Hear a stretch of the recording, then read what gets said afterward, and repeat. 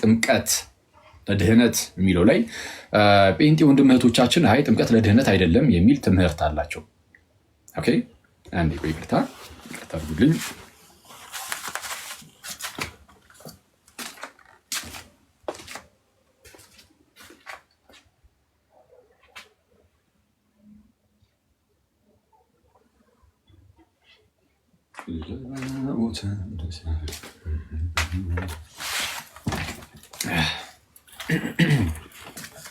እሺ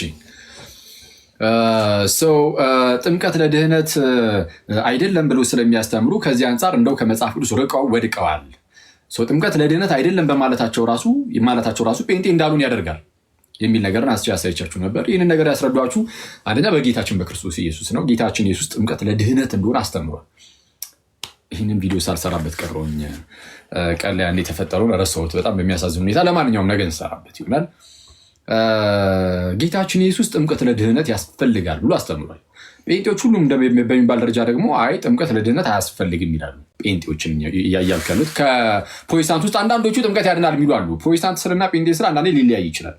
ጴንጤዎች ፕሮቴስታንት ስለሆኑ ጴንጤዎችን ለመግለጽ ፕሮቴስታንት ብዬ ልገልጽ እችላለሁ። ጴንጤ ብዬ ዝም ብዬ ንጥል አድርጌ ከተናገርኩ ግን ምናልባት ከጴንጤዎች ውጭ ደግሞ በተለየ መልኩ የሚያምኑ ሌሎች ፕሮቴስታንቶች ሊኖሩ ስለሚችሉ እነሱን ያዛርጉላቸው። ለማንኛውም ወደ እኛ ሀገር የሚበዙትን ጴንጤዎች ስለሆኑ ወደ እነሱ መለስ ስል ግን ጴንጤዎች ጥምቀት ለድህነት አይደለም ይላሉ። ጌታ ኢየሱስ ደግሞ ነው ይላል። እና ይሄ ከክርስቶስ ትምህርት መውጣት ስለሌለብን በክርስቶስ ትምህርት ለማይኖር ሰው አምላክ የለውም ስለሚል መጽሐፍም በክርስቶስ ትምህርት ለማይኖር ጋይዝ ሁለተኛው ዮሐንስ መልእክት አንዲት ምዕራፍ ያለችው 9ኛው ቁጥር ላይ ምን ይላል? ማንም ቢሆን በክርስቶስ ትምህርት ለማይኖር ሰው አምላክ የለውም። ምን የለውም? አምላክ የለውም። በክርስቶስ ትምህርት ለሚኖር ግን ለእርሱ አብ እና ወልድ አሉት። አብና ወልድ ያሉት በክርስቶስ ትምህርት ለሚኖር ነው። ጥምቀት አያድንም ለሚል ሰው አምላክ የለውም ማለት ነው። አብና ወልድ የሉትም ያስብላል። በጣም ይቅርታ። አሁን ይሄ ነገር ለምሳሌ የሚያስከፋ ከሆነ ፕሮቴስታንት ወንድም እህቶችን የሚያስከፋ ከሆነ እና ብልህ ከሆኑ ምንድነው ማድረግ ያለባቸው? ትምህርታቸውን ማስተካከል አይደለም አክቹዋሊ እዛ ሆኖ አንዴ ወደዚህ አንዴ ወደዛ እያደረጉ የሆነ እንዴት ነው የመሞከር ነገር ብቻ እያደረጉ ከሚኖሩ በቃ ቁጭ ብሎ የተቀመጠ ትምህርት አለ አይደል? ቤተክርስቲያን ውስጥ ወደዛች ትምህርቱን ወደምታስተምረው ቤተክርስቲያን መምጣት ነው ያለባቸው። ምንም ይሄ የሚያናደድ ነገር ስላልሆነ ማለት ነው። ጌታ ኢየሱስ ያመነ የተጠመቀ ይድናል አለ። የሚድነው ያመነ የተጠመቀ ነው አለ። ስለዛ ጥምቀት ለድህነት ነው። ሰው ከውሃና ከመንፈስ ካልተወለደ በቀር ወደ እግዚአብሔር መንግስት ሊገባ አይችልም ብሎ ያለ ጥምቀት መዳን እንደማይቻል ተናገረ። ከውሃ እና መንፈስ ካልተወለደ በቀር ወደ እግዚአብሔር መንግስት ሊገባ አይችልም ማንም ሰው። እንደዛ ነው ያለው ጌታ ኢየሱስ። ስለዚህ ያለ ጥምቀት አይቻልም መዳን ብሎ ጌታ ኢየሱስ እንዲህ ቃል በቃል አስተምር። ምን ያርግ? ቃል በቃል ሲያስተምር ምን ያደርጋሉ ፕሮቴስታንቶች? ቃል በቃል ጌታ ኢየሱስ ከውሃ እንደው ጥምቀት ብሎ ራሱ አይ ጥምቀት ሲባል ደግሞ በቃ የሌላ ነው በቃ የመንፈስ ነው ምናምን ብቻ ብሎ ውሃ የጥምቀት ስርዓት ማለት ነው። እሱ ሙሉ በሙሉ ከጨዋታ ውጭ ለማድረግ ይሞክራሉ። ጌታ ኢየሱስ እንዲህ ራሱ እንዳያደርጉ ቃል በቃል ውሃ እና ብሎ ደግሞ መንፈስን ለይቶ እና ውሃ ብሎ ሲያስቀምጥ ጴንጤ ወንድሞቻችን ይመጡና ውሃ የሚለው መንፈሳዊ መንፈስ ነው፣ ውሃ የሚለው ሌላ ነገር ነው።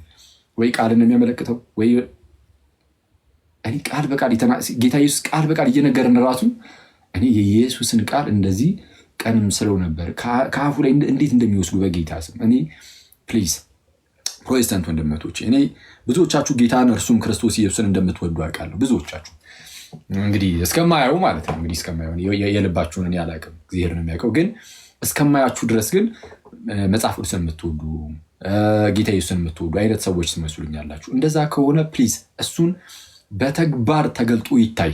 የምር እንደዛ ከሆናችሁ ኢየሱስ የተናገረውን ነገር የሆኑ ሰዎች አጠማዘው ሰጥተዋችኋልና እሱን ተሸክማችኋል። አሁን እሱን ይዛችሁ በሚያሳዝን ሁኔታ ኢየሱስን እየወደዳችሁት ግን ከኢየሱስ ጋር መኖር አይቻልም። ለምን? የሆነ ነገር ትምህርት ሲሰጥ ጌታ ኢየሱስ እናንተ ኖ ትላላችሁ። ለምሳሌ ጥምቀት ላይ ለድህነት ነው ሲል ኢየሱስ፣ አጋጣሚ ግን እናንተ ከዚህ እንግሊዝ ምናምን የተወራረሰ ትምህርት ስለያዛችሁ ከዚህ እንግሊዝ ነው ባይዚ ጥምቀት ለድህነት አይደለም የሚል በኤርሳን ታሪክ ውስጥም ተሰምቶ አያውቅም። ኢቭን ከዚህ በፊት እንደነገርኳችሁ የፕሮቴስታንቲዝም አባት ዶክተር ማርቲን ሉተር ሳይቀር ጥምቀት ለድህነት ነው ብሎ ነው የሚያስተምረው። ሰው ከዚህ እንግሊዝ የተወራረሰ ትምህርት አለ። ምን አይነት ትምህርት?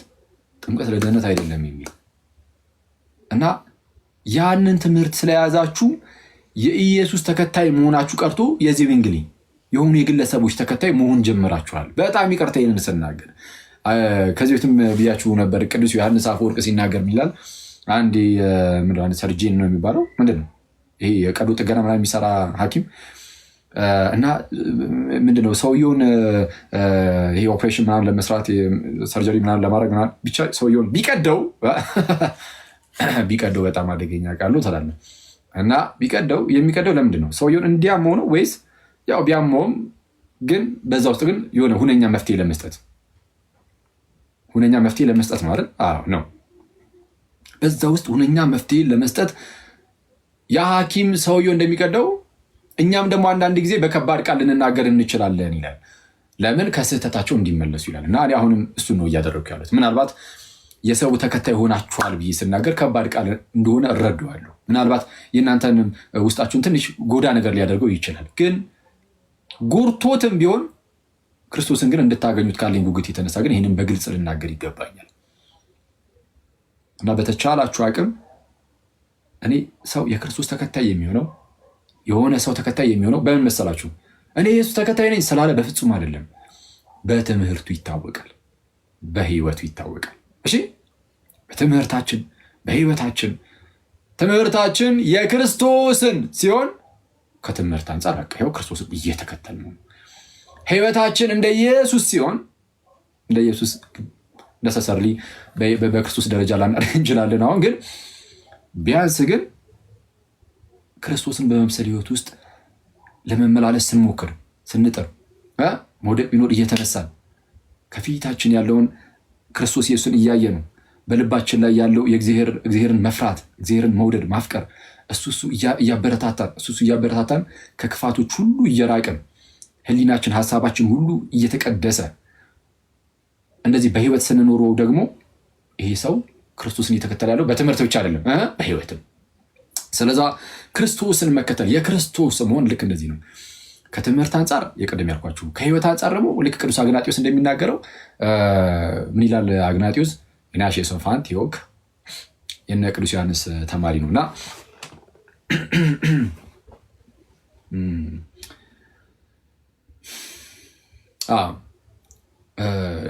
ለሰማዕትነት ሊቀበል እየተወሰደ ነበረ እና ለአንበሶች ተሰጥቶ ነው ባይዜ የሞተው አግናጢዮስ ከነ ቅዱስ ዮሐንስ ወንጌላዊ ቀጥታ የተማረ ሰው ነው። የእነሱ ተማሪ ነው ብያቸዋለሁ። እና በዛ ሰዓት አደገኛ የሮማ ነገስታት ክርስትና ላይ በጣም ጫና ያሳድሩ ነበር እና አግናጢዮስ ለሰማዕትነት ወደ ሮም እየሄደ እና ወታደሮቹ ይዘው ያንገላቱታል አግናጢዮስን ማለት ነው። እና የሮም ክርስቲያኖች ደግሞ እንደው አግናጢዮስ እባክህን እንደው አትሙትብን ብለው ይለምኑት ጀመሩ። እና አግናጢዮስ ግን ተናገረ፣ እንዴት ከእንደዚህ አይነት ክብር እንድርቅ ወይም ይሄ ክብር እንዲያመልጠኝ እንዴት እንደዚህ አይነት ምክርን ትመክሩኛላችሁ? ይወቅሳቸዋል። እንግዲያውስ አሁን ክርስቲያን ተብዬ መጠራት ብቻ አይደለም፣ እሺ መሆን ደግሞ ያስፈልገኛል። ይህንን የምርም በዚህ ደረጃ ለጌታ የታመንኩ እንደሆነ እንግዲያውስ አሁን እንደ ደቀ መዛሙርቱ እንደ ጌታ ደቀ መዛሙርት መሆንን ያን ያገኛለሁ። ስለዛ ስጋዬን ለአንበሶች ይስጡት፣ በነዛ በጥርሶቻቸውም ያላምጡኝ ያኝኩኝ እና ለጌታዬ የተባረከ ህብስት ሆኜ እንደው ልቅረብ፣ እስቲ እዛ ጋር መስዋዕት ሆኜ ሰማዕት ሆኜ ልቅረብ ለጌታዬ ይል ነበር። እና ክርስቲያን ተብዬ መጠራትን አይደለም የሚሻው ይላል። አሁን ይህ በጣም ፓወርፉል የሆነ ቃል ነው። ክርስቲያን ተብዬ መጠራትን አልሻም፣ ይልቁንም መሆንን ግን እፈልጋለሁ ይላል። ስለዛ ክርስትና ዝም ብሎ ክርስቲያን ተብሎ የመጠራት ጉዳይ ብቻ አይደለም። አዎ ክርስቲያን ተብለን እንጠራለን ነን፣ ግን መጠራት ብቻ ስለደረግ ደግሞ ሳይሆን መሆን ይጠይቃል። ስለዛ በትምህርታችን በጣም ክርስቲያን፣ በህይወታችንም ደግሞ ክርስቲያን መሆን ይገባናል ነው እና አግናጢዮስ በጣም የሚደንቅ ነበር። ቆይ እስቲ ገበያ ላይ ካገኛችኋት እችን መጽሐፍ አንብቧት። እችን መጽሐፍ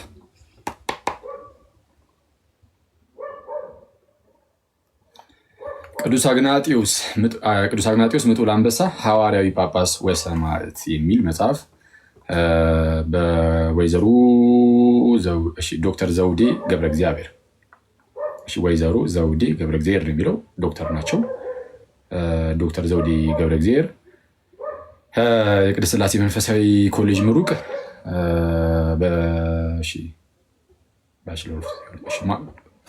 በቴዎሎጂ ማስተርስ አላቸው በዚህ ያዘጋጁት ሰው እና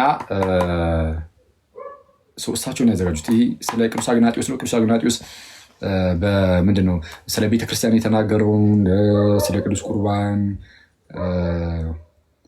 ስለ አንድነት፣ ስለ ቅዱስ ቁርባን እና ስለ ሌሎችም ኤኒዌይስ እና ስለ ሰማዕትነቱን በተወሰነ መልኩ በደንብ ኤኒዌይስ የተዳሰሰ ነው። ቆንጆ ነው ጽፏል። ቅዱስ አግናጢዮስ ምንድነው ለሰማዕትነት ፕሊስ እችን አንብቧት። እሺ ስንት ብር ነው? አረ ዋጋውን በጌታ ስም 60 ብር። በዚህ ጊዜ ደግሞ የ60 ብር መጽሐፍ አለ እንዴ? ከባድ ነው። እሺ እና አንብቡ ፕሊዝ። ጥሩ ነው። ይሄ የቅዱሳንን ነገር ማንበብ በጣም ይጠቅመናል ለኛ እና ለሰማዕትነት ሲሄድ በጣም ቤተክርስቲያንን ከመውደዱ የተነሳ ፊት ለፊት ላይ ኢማጂን ለአንበሶች ሊሰጥ ስጋው ማለት ነው። ይሄ በነገራችን ላይ በእኛ ብቻ ደግሞ ኢትዮጵያ የሚወራ አይደለ፣ በዓለም አቀፍ ደረጃ የሚወራ ነው። ፕሮቴስታንቱም የሚያምንበት ነው። የዚህ ሰው ታሪክ የቅዱስ አግናጢዮስ ፕሮቴስታንቱም የሚያምንበት ሁላችንም የምናምንበት ታሪክ ነው እና ለአንበሶች ተላልፎ ሊሰጥ እየሄደ እያለ ቤተክርስቲያንን በጣም ከመውደዱ የተነሳ ማለት አግናጢዮስ አጠቃላይ 7 መልእክታትን ጽፏል። 7ቱንም መልእክት የጻፈው ወዴት እየሄደ ነው? ወደ ሰማዕትነቱ እየሄደ እንዴ። ለሰማዕትነት አንበሳዎች ስጋውን ቡጫጭቀው ሊበሉት ምናምን ወደዛ እየሄደ እንዴት ነው ሙዱ ራሱ ይመጣለት? በጌታ ስም ይህ በጣም የሚያስገርም እኮ ነው። ሙዱ እንዴት ይመጣላል? ልትሞት ነው። ያውም የምትሞተው በጣም አደገኛ የሆነ አሟሟት በህይወት እንዲህ ቁጭ ብለ አስቡ። መቶ አንበሳ ከስጋ ላይ የተወሰነ ቦጫጭቆ ሲጨርስ በእንደዚህ አይነት ሁኔታ ውስጥ ለመሞት ተዘጋጅቶ እየሄደ ግን ቤተክርስቲያን የጌታን ቤተክርስቲያን ከመውደዱ የተነሳ ኢየሱስን ከመውደዱ የተነሳ መልእክታትን ይጽፋል። 7ቱን መልእክት 6ቱን ለአብያተ ክርስቲያናት፣ አንዱን ፐርሰናል ይሆናል የተደረው ለፖሊካርፕ ይጽፋል። ኛውም አንዱ ፐርሰናሉ ለቅዱስ ፖሊካርፕ፣ ያኔ ፖሊካርፕ የተባለ ሰው ነበረ። ደግሞ ሌላ ቅዱስ አባት ለሱ ደግሞ ልኮለት ነበር እና እኔ ሙዱ እንዴት ነው የሚመጣላቸው አባቶቻችን እኔ ክርስቶስን እና እነዚህን አባቶች ማወቅ ትልቁ ጥቅሙ ምንድን ነው? በጣም በእምነት ያነሳሳል። እምነትን ይጨምርልሃል። ራሱ የቅድስና ህይወትን እንድትናፍቅ ያደርግሃል። ምንድን ነው ልክ አንድ ሰው የሆነ ሰሞኑን አንድ ፕሮቴስታንት ወንድም ሲናገር አልሰማችሁትም? ጊዮርጊስ ቢገዘገዝ ለራሱ ሰማዕት ቢሆን ለራሱ ነው፣ እኔ ምን አገባኝ ብሎ ሲናገር አልሰማችሁትም? በጣም እኮ ነው የምናሳዝነው። ክርስቶስን እንዴት አሰልቺ የሆነ ሰው እንደበዛ በጌታ ስም አሰልቺ ሰው ማለት ነው የበዛው። አሁን የክርስቶስ ደም ለኃጢአት ስርየት ይሆናል፣ ከሞት ወደ ህይወት መጣንበት። እሺ ልክ እንደዛ ሁሉ የጊዮርጊስ ደም የኃጢአትን ስርየት ይሰጣል ያለ የለም። ግን እችን ብቻ ጫፏን ይዞ የሞተው ለራሱ ነው፣ እኔ ምን አገባኝ አይነት ነገር በጌታ ስም። በጣም ለእኛ የሰማዕታት ሰማዕትነታቸው ለእኛ በጣም ትልቅ ጥቅም ነው ያለው። አንደኛ ክርስትና የሚቀጥለው በሰዎች በኩል ነው፣ በእነርሱ በኩል እነሱ እንደዛ በመሆናቸው ክርስትና በዛ ውስጥ ይቀጥላል። አይተዋል። መንፈስ ቅዱስ ክርስትናን ያስቀጠለው እነዛን ሰዎች ተጠቅሞ ሰዎችን እየተጠቀመ እኮ ነው የሚያስቀጥለው። አሪዮስ የሆነ ሰዓት ላይ ተነስቶ ወልድ እኮ አለ ጌታችን ኢየሱስን ማለት ነው መለኮት እንደመሆኑ ግን ስጋ ከመሆኑ በፊትም ፍጡር ነው አለ። የመጀመሪያው የእግዚአብሔር ፍጡር ወይም ፍጥረት ነው ብሎ የክህደት ትምህርትን አስተማረ እና በጣም ብዙ ሰዎችንም ቀልብ ደግሞ ያዝ አድርጎ ነበር። ግን እነ ቅዱስ አትናቴዎስ ተነስተው ደግሞ ነው አይደለም አሉ። ስለዚህ አሁን መንፈስ ቅዱስ በእነ ቅዱስ አትናቴዎስ በኩል ምናምን ቤርሳን ሁሌም ያስቀጥላታል። ልክ እንደዚህ ምንፍቅናዎችም ሲነሱ የሚገሩ ሰዎችም ሲነሱ ቤርሳንን ለማጥፋት ሲነሱም በሰማዕታት ደም ውስጥ ምናምን ቤርሳንን ያስቀጥላታል። የራሱ ጉዳይ እንዲህ አረበ ቅዱስ ለራሱ ነው ትላለ። ኧረ እኔ ስንት አይነት እንደው በጣም እኮ መብርሃንን እኔ በጣም የቅዱሳን አምላክ በጣም ይታረቀን እንጂ በጣም አደገኛ ነው፣ አስቸጋሪ ነው። ኤኒዌይስ እና እነዚህ ሰማዕታት እምነታችንን ያጠነክሩልናል። በጣም የእነሱን ማየት እንድትጎብዝ ያደርጋል። የቅድስና ህይወትን እንድትናፍቁ ያደርጋል አይደለ? አሁን ለምንድን ነው ብዙ ሰው ካያቸው አሁን ለምሳሌ ይሄ የተጋድሎ ፊልሞችን እነዚህ የገድል ፊልሞችን የቅዱሳንን ታሪክ ማየት በጣም ደስ ይለናል። ለምንድን ነው? በቃ እንፈልጋለን የሆነ በተግባር አሁን በጽሁፍ ብቻ ሳይሆን በተግባር እንፈልጋለን የሚታይ ነገር። ጋይስ በዚህ ሰዓት አሁን የቃል መምህር እንዳለን ሁሉ የህይወትን መምህር ሆነን ደግሞ ከዛ ሰው ደግሞ እንደዚህ ነገር ይፈልጋል ማየት ማለት መስማት ብቻ ሳይሆን ማየትም ይፈልጋል። ስለዛ እንደዛ ስለምንፈልግ ምን እናደርጋለን? በቃ የቅዱሳኑ ይሄ በፊልም መልክ የተሰራውን እሱን እናያለን። እሱን እያየን ያ የምናየው ነገር እኛ ውስጥ በጣም ዘልቆ ይገባል እና የሚታይ ነገር ሁሌም ቢሆን ጥሩ ነው እና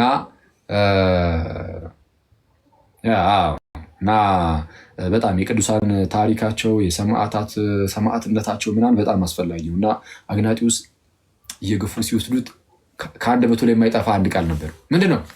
በደረስቲ ከአንደበቱ ላይ አንድ የማይጠፋ ቃል ቅዱስ አግናጢዎስ ኢየሱስ የሚለው ቃል ከአንደበቱ ላይ አይጠፋም ነበር። ዝም ብሎ በተደጋጋሚ ኢየሱስ ኢየሱስ ኢየሱስ ኢየሱስ ኢየሱስ ይላል።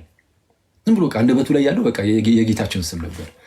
የጌታችንና የመድኃኒታችን ስም ከአንደበቱ አይጠፋም ነበር እና ወታደሮቹ ምንድነው 10 ደጋግመህ ስሙን የምጠራው ሲሉት በልቤ ላይ ስሙ ተጽፏል ብሎ ተናገረ። ቅዱስ አግናጢዎስ የጌታዬ ስሙ በልቤ ላይ ተጽፏል አለ። ከዛ በኋላ በትራዲሽን አንድ የተላለፈልን ነገር አለ። ምንድነው እሱ? ማለት በኢትዮጵያ ትራዲሽን ሳይሆን በዓለም አቀፍ ደረጃ በትራዲሽን ያው ተላልፏል እና ምንድነው ልክ ለሰማዕትነት ሰጥተውት አንበሳዎች መተው በሉት ቅዱስ አግናጢዎስን እና ለአንበሶች ለአናብስት ተሰጥቶ ከዛ በኋላ ልቡ ምንም ሳትሆን ተገኘች እና እነዛ ወታደሮች በልቤ ላይ ኢየሱስ የጌታዬ ስም ተጽፏል ብሎ ነበረ በሉ እንየዋ ብለው የልቡን ሲከፍሉት በወርቃማ ጽሑፍ ኢየሱስ የሚል ልቡ ላይ ነበረ የሚል ትራዲሽን አለ። እውነት ነው ብዬ አምናለሁ እና ብዙዎችም ይቀበሉታል። ይህ አግናጢዎስ በሌላ ትራዲሽንም ልክ እንደዚሁ ደግሞ ጌታችን ኢየሱስ ያቀፈው ያ ሕፃን እንደዚህ ሕፃን ካልሆናችሁ ወደ እግዚአብሔር መንግስት አትገቡም ያለው ያ ሕፃን ልጅ ነው የሚል ቶፒክ አለ። አድጎ መሆኑ ነው። እሺ አድጎ ለዚህ ደግሞ ደረሰ ማለት ነው እና እንደ እርሱ ካልሆናችሁ ወደ እግዚአብሔር መንግስት ልትገቡ አትችሉም። ጌታችን ኢየሱስ ታስተውሳላችሁ። እንደ ሕፃን ልጅ የምርም እንደ ሕፃናት በልባችን ትሁት የዋ ካልሆነን አንገባም። እሱ ብቻ አይደለም የምርም እንደ ቅዱስ አግናጢዎስ ካልሆነ እንዴት እንገባለን?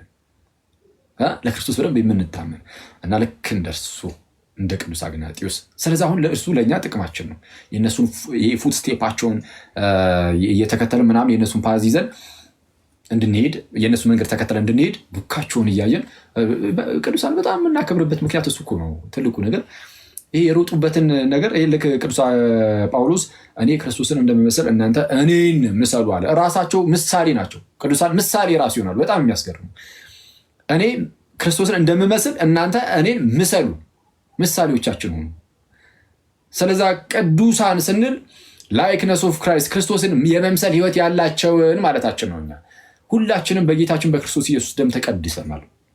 በጥምቀት ውስጥ እንደዚህ ያለ ታላቅ በረከትን አግኝተናል። በጥምቀት ውስጥ ማናችሁም የተጠመቃችሁ ክርስቲያን ወንድም እህቶቼ በጌታችን በክርስቶስ ኢየሱስ ደም የተቀደሳችሁ ናችሁ። ክርስቶስን የጽድቅ ልብስ የሆነውን ጌታን እርሱም ክርስቶስ ኢየሱስን የለበሳችሁ ናችሁ። የተጠመቃችሁ ሁላችሁ ከጌታችን ኢየሱስ ጋር አንድ ሆናችሁ የእግዚአብሔር ልጅ የተባላችሁ ናችሁ። ከዚህ አንጻር የተቀደስን የዳንን ምናምን ተብሎ ሊነገር ይችላል። ከዛ ደግሞ ምን ይጠበቃል ከኛ ከተባለ የኑሮ ቅድስና የጠራችሁ ቅዱስ እንደሆነ ይላል ጴጥሮስ ከዘሌዋውያን ላይ ጠቅሶ ዘሌዋውያን ላይም አለ። ጴጥሮስ ደግሞ በመልእክቱ የጠራችሁ ቅዱስ እንደሆነ እናንተም በኑሯችሁ ሁሉ ምን ሆኑ? ቅዱሳን ሁኑ። የኑሮ ቅድስና ያስፈልጋል እና ምንድነው ቅዱሳን የምንላቸው የኑሮ ቅድስናቸውም ልክ እንደዛ የኑሮን ቅድስናንም ገንዘብ ያደረጉትን እነሱን ነው ቅዱሳን የምንለው እና እነዛን ሰዎች ደግሞ ማየት በኑሮ የተቀደስክ እንድትሆን ደግሞ ያደርጋል። የነሱን በቃ ዱካቸውን እየተከተልን እንድንራመድ ያደርገናል። አሁን በዚህ ምድር ላይ ስንኖር ኃጢአት እንሰራለን፣ እንወድቃለን፣ ደግሞ እንነሳለን፣ እንወድቃለን። መውደቅ መነሳት ሊኖር ይችላል። ጻድቅ 7 ጊዜ ይወድቃል፣ ወድቆም ደግሞ ይቀራል ነው ይላል። ጻድቅ ወድቆ ይቀራል ከተባለ ጻድቅ ተብሎ አይጀመርም። ጻድቅ 7 ጊዜ ይወድቃል ብሎ ወድቆ ይቀራል አይባል። ወድቆ ይቀራል ካለ ገና ከጅምሩ ጻድቅ ብሎ አይጀምርም። ኃጥእ 7 ጊዜ ይወድቃል፣ 7ቱንም ጊዜ ወድቆ ነው የሚቀረው ተብሎ ሊነገር ይችላል። ጻድቅ ግን 7 ጊዜ ይወድቃል፣ 7 ጊዜ ደግሞ ይነሳል። 7 ጊዜ ይነሳል። ስለዛ በጣም ጥሩ ነው። ይሄ ምንድነው ከሚስጥራት ውስጥ አሁን ይሄ ንስሐ፣ ሚስጥረ ቁርባን በተደጋጋሚ ማለት እንድንጠቀማቸው የተሰጡን ሚስጥራት ናቸው። ለምሳሌ ጥምቀት አንድ ጊዜ ትጠመቃለህ፣ አለቀ አይደለ? አንድ ጊዜ የምንጠመቀው በቃ ተወለድን። ንስሐና ቅዱስ ቁርባንን ግን እስከ ህይወት ፍጻሜያችን ሁሌም እንድናደርገው ነው የታዘዝነው። የተሰጠንም እንደዛ ነው፣ እንድንደጋገመው። ጥምቀት አይደጋገምም፣ ንስሐ ይደጋገማል፣ ቅዱስ ቁርባንም ይደጋገማል። ለምንድን ነው የሚደጋገመው? ለምን ይመስላችኋል? ንስሐም ቅዱስ ቁርባንም የሚደጋገምበት ምክንያት ደጋግመን እንኳን ልንበድል ስለምንችል ነው። እና ደጋግመን ብንበድል ደጋግሞ ደግሞ መድኃኒት ያስፈልገናል ጋይስ። ደጋግሞ ለሚበድል ደጋግሞ ህመም ውስጥ ለሚገባ የኃጢአት ህመም ውስጥ በኃጢአት ቁስል ለሚመታ ሰው ሁነኛ ፈውስ ግን በቤተክርስቲያን ውስጥ አለ፣ በጌታ ቤተክርስቲያን ውስጥ አለ። በዚህ ትልቅ ማከማቻ ውስጥ እውነተኛ መድኃኒት አለ። እርሱም ጌታችን ኢየሱስ ነው። እርሱም በንስሐ ውስጥና በቅዱስ ቁርባን ውስጥ እናገኘዋለን። ሰው ንስሐ ገብቶ ሰው ከቅዱስ ምስጢር ሲካፈል ያለ እርሱ መድስሙ ያለ እርሱ ምንድነው መድኃኒቱ ነው እና ይፈወስበታል። ስለዛ ኃጢአት ብንሰራ እየተመለስን፣ በተለይ አሁን ጊዜውን በጣም ከባድ ስለሆነ ነው አይደል ወይስ አይደለም? አዎ ነው። በጣም የምኖርበት ጊዜ በጣም ይሄ ኤክስፖዠሩ ምኑ በቃ በጣም ለብዙ ነገሮች በቃ ተጋላጭ እየሆንን ስለሆነ በተቻለ አቅም ያው ቀስ በቀስ ለማደግ መሞከር ሁሌም ነው የምንላቸው ጋይስ። የሚያዋጣን እሱ ነው ማለት በአንድ ጊዜ ማደግ አንችልም፣ አይቻልም። እንደዛ ለማድረግ እንዳትሞክሩ ጋይስ። በአንዴ ለማደግ ብትሞክሩ 2 ሳምንት የሆነ ቅዱስ የሆነ ክርስቲያን መስለህ ልትኖር ትችላለህ። ከዛ በኋላ በአፍጢም ትደፋለህ። ስለዛ እንደዛ ሳይሆን ቀስ እያልን ቀስ በቀስ የሆነች ብዙ ክፉ ነገሮች ካሉብን ለምሳሌ ማለት ነው ጭራሽ ንስሐ ገብቶ የማያውቅ ሰው ከሆነ ለምሳሌ አንድ ሰው እዚህ ውስጥ ካለነው ውስጥ ጭራሽ ንስሐ ገብቶ የማያውቅ ይሄ ምናምን እንደው ንስሐ አባት ምናምን ጭራሽ እንደዚህ ነገሮች ውስጥ የሌለ በዚህ ምክንያት ወደ ቅዱስ ቁርባንም ወደ ቅዱስ ሚስጥርም ጭራሽ የቀረበ ሰው ካልሆነ ምንድነው የሚያደርገው? መጀመሪያ የእግዚአብሔርን ቃል መማር መጀመር። እሱ በጣም ይቀድማል። የእግዚአብሔርን ቃል በተማርን ቁጥር ያ የምንሰማው የእግዚአብሔር ቃል በጣም በእምነት ሆነን ማለት ነው። በእምነት ሆነን የእግዚአብሔርን ቃል እንስማና ያ የምንሰማው የእግዚአብሔር ቃል ደግሞ ቀስ እያለ ውስጣችን ይሰራል። እየሰራ ከዛም የሆነ በር ይከፍታል። ምን አይነት በር? ወደ ንስሐ የምንገባበትን በር። ሁሌም ግን እግዚአብሔርን የምንናፍቅ መሆን አለብን። ልባችን እንደዚህ አይነት ስራ በልባችን ውስጥ እንዲሰራ እግዚአብሔርን በጣም የምንናፍቅ አይነት ሰው መሆን አለብን። እሺ፣ በህይወታችን ውስጥም ደግሞ ጌታዊ መንገድህን ምራኝ። በጣም ደካማ ብንሆን ጋይስ፣ ተኝተን የምናረፍድ ብንሆን፣ የጸሎት ህይወት የሌለን ብንሆን፣ እያስቀደስን ባይሆን ለጊዜው ማስቀደስ ግዴታ ነው። በቅዳሴ ድርድር አናውቅም። እኔ የጸሎት ህይወት ባይኖር ምናምን በጣም በተሳነፍ ግን ቅዳሴ ላይ ግን የሆነ ማመቻመች ከባድ ነው እና ቅዳሴ በጣም ያስፈልገናል። ከዛ ቀስ በቀስ ደግሞ ቅዳሴ ሄደንም ደግሞ ያው ብዙ ጊዜ እንደዛ እንሆናለን። ግን የሆነ የለም እንደ ሩቅ ሰው ልክ የሆነ ለምሳሌ የሩቅ ሰው ኖርማል የቅርብ ያልሆነ ሰው ቢመጣ ቤታችሁ ይመጣና የሆነ እንደፈለገ አይደለም የሚቀመጠው የሆነ እንደፈለገ አይቀመጥ የሚለው ሴንስ ሰሰት ብሎ ገብቶ ምናምን ያው በቃ የሆነ መቀመጥ የሌለበት አይነት ቦታ ላይ ወይም ደግሞ ምናምን እዛ ድረስ አይገባም። ስለዛ ምንድነው ዝም ብሎ የሆነች ቦታ ላይ ወይ ፊት ለፊት ላይ ገብቶ ምናምን እዛው ሳሎን አካባቢ ያለ ነገር ላይ ወይ ምናምን ቁጭ ይላል። ራቅ ነገር ትላለህ ወይ ዘው ብለህ አልጋ ላይ እጅ ልቀመጥም አትልም አይደል? እና አሁን ወደ ቅዳሴም ስንሄድ ራቅ ብለን አሁን እናድርገው። አሁን ደግሞ እንደዚህ ስላችሁ ደግሞ አይ በቃ እንደዛ ማኮነ ቢቀርብ ይሻላል እንዳትሉ። እሱ ይሄ ርቃችሁም ስሙ፣ ርቃችሁ ማስቀድሱ ሂዱና በደረሳችሁበት ላይ ድረሱ። ሂዱ ርቀን የምናስቀድስ ኦኬ። ርቀን የምናስቀድስ እኔም አደርጋለሁ አንዳንዴ ራቅ ብዬ ከቤተክርስቲያን ሊፈጠር ይችላል፣ ላስቀድስ ይችላል። ኦፍኮርስ ብዙ ጊዜ እንደዛ ላደርግ ይችላል። አሁን ምንድነው ቁም ነገሩ? እንደዛ የምናደርጋለን ግን መሆን የነበረበት ግን ኢቨን እንደዛ ራሱ አልነበረም። እንዴ አንተ ቅዳሴ ከዚህ በፊት እንዳልኳችሁ ምንድን ነው ታላቅ የሆነ ግብዣ የሚከናወንበት ጊዜ ነው። ምን አይነት ግብዣ? ጌታችን ኢየሱስ ቅዱሱን ስጋውን ክቡሩን ደሙን ሰጥቶናል። እና አሁን ወደ ቅዳሴ ሰው ሲሄድ ቅዳሴው ራሱ ማለት ነው አሐዱ አብ ቅዱስ ተብሎ ተጀምሮ እስኪያልቅ ድረስ ያለው ቅዳሴ ትኩረቱ ቅዱስ ቁርባኑ ላይ ነው። ያ ህብስትና ወይን የሚቀርበው ህብስትና ወይን የጌታ ስጋና ደም ይሆናል በመንፈስ ቅዱስ አሰራር እና እሱ ነው በቃ እሱ ትኩረት ተደርጎ የሚጸለየው ምናምን ይጸለያል። ከዛ ንጉሱ ይመጣል ብያቸዋለሁ። ንጉሱ ጌታችን ኢየሱስ ማለት ነው እና ከባሪያዎቹ ከአገልጋዮቹ ከቅዱሳን መላእክት ጋር ነው የሚመጣው እና ንጉስ ኢየሱስ ክርስቶስ እዛ የቅዳሴ ስፍራ ላይ ይታያል፣ ይገኛል እና እዛ ይገኛል። እዛ ተገኝቶ ህብስቱን ወይኑን የጌታ ስጋና ደም ይሆንና ማለት ነው እንካችሁ ብሉ ብሎ በካህኑ በኩል የሚያቀብለን ጌታ እርሱ መድኃኔ ዓለም ክርስቶስ ነው። እሺ ጋይስ፣ ስለዛ ካህኑ መጥቶ አፋችሁ ላይ የጌታን ስጋ ሲያደርግ ጌታ ኢየሱስ በካህኑ እጅ እያጎረሳችሁ ነው እና ልክ ስትቀበሉ፣ በነገራችን ላይ የምትቀበሉ ሰዎች እሱን እያሰብን ነው መቀበል ያለብን። ልክ ወደ ካህኑ ስንጠጋ ትንሽ የጸሎት ጸልየን ምናምን እንገባለን አይደለ? የምታዘጋጀን ከቅዱስ ቁርባን ከመቀበሉ በፊት የሚጸለይ ምናምን እየተባለች አለች። እንደዚህ አይነት ጸሎት በጣም ደስ የሚሉ ጸሎቶች አሉ። እነሱን እዩዋቸውና ከዛ እናንተም ከልባችሁ ደግሞ ክርስቶስን እያሰባችሁት ከቅዱስ ቁርባን በፊት ትንሽ ነገር ትጸሉና ስትቀርቡ ወደ ካህኑ ልክ ስትሄዱ ማለት ነው 101% እርግጠኛ ሆኜ የምነግራችሁ ይህንን ነገር ነው። እርሱም ጌታ ኢየሱስ ቅዳሴ ላይ ሁሌም የክርስቶስ ፕሬሰንስ አለ። የክርስቶስ ፕሬሰንስ ቅዳሴ ላይ ግዴታ ነው አለ እና በካህኑ እጅ የሚያጎርሰንም ጌታ ኢየሱስ ነው። የምንቱና መሀል ላይም ቅዳሴ ሲኖር የሄዱ መቁረብ መጀመር እንችል ይሆናል። መሀል ላይ ደግሞ እንደዚህ የተወሰነ ላግ የምናረግ ከሆነ እኔ ከቅዱስ ቁርባን በራቅም ቁጥር ያው ይወደቃል በጣም በቀላሉ። ያው እንግዲህ